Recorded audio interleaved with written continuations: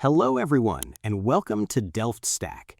If you're trying to open, move, or delete a specific folder in Windows 11 and receive an error stating the file or directory is corrupted and unreadable, your storage drive has file system errors.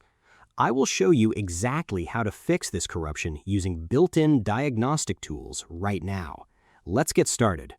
First, you need to open the Windows Command Line tool with full administrative privileges to safely modify core disk structures.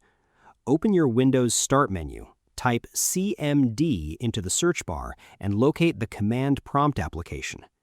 Right-click on the command prompt entry in the search results and explicitly select Run as Administrator.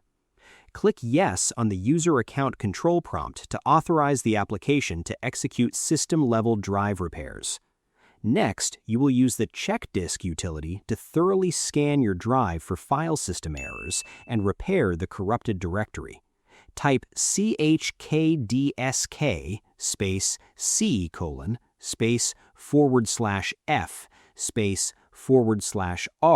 directly into your elevated command prompt window and press the Enter key.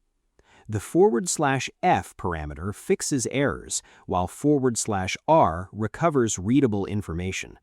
If your corrupted folder is located on a different drive, such as an external USB or a secondary hard drive, replace the C: with that specific drive letter.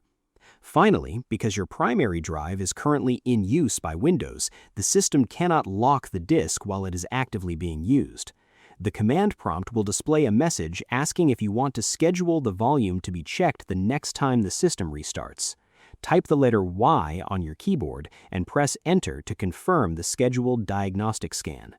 Restart your computer completely and allow the automated check disk process to run uninterrupted before Windows loads. I hope you found this guide helpful. Please like, share, and subscribe for more technical tutorials. Thanks for watching.